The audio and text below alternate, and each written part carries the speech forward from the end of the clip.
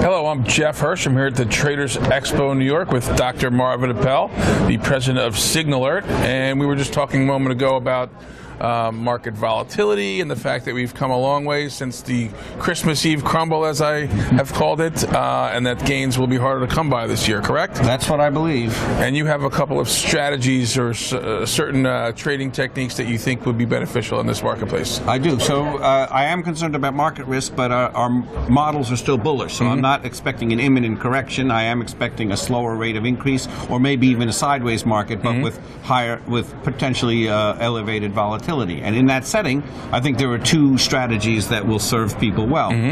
The first is high-yield bond fund trading. Many of the open-end high-yield bond funds that we track are yielding in the 6% range. You're talking ETFs? No, definitely open-end mutual funds. Open-ended mutual funds, okay. And although if you want to, if you're an ETF trader, I think that the high-yield bond ETFs might also offer opportunities. I prefer using open-end mutual funds for that.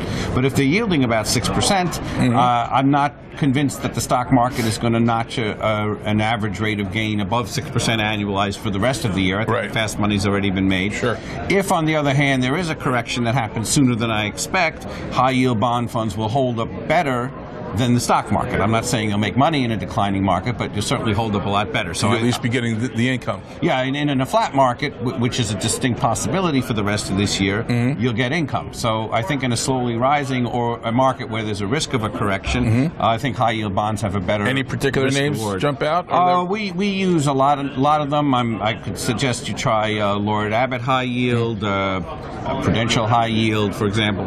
Okay. And then you got an option strategy. Right. Well, again, in the expectation that we're going to have a slowly rising market without an imminent risk of correction, but still some risk that has to be mindful, this is a reasonable environment for writing covered calls. With the Fed's doing its quantitative tightening, although that may yet be put on hold, it's increased market volatility. They're not increasing the tightening. They're keeping at the level that they've been at. That's right. They're certainly not going to QT. QT is certainly not going to accelerate. It might be paused, but right now it's going on, and any Fed tightening move, even though they're not raising interest rates per se, increases market volatility and increases the price you can get for selling options. An option premium is higher now. So premiums are higher now because of the volatility. Yes. So what's a covered call? Give us a quick, 10-second. What's a covered call? Okay, so the strategy, for a specific strategy, let's say your listener buys 100 shares of Spider SPY, right? Which would cost close to $28,000. They could sell an option on the exchange, giving someone else the right to call those shares from their account. Let's say we want near the money, so let's say it's at $280 a share. So if spiders go above 280, they don't get to keep the gains above 280, but they got money for selling the option.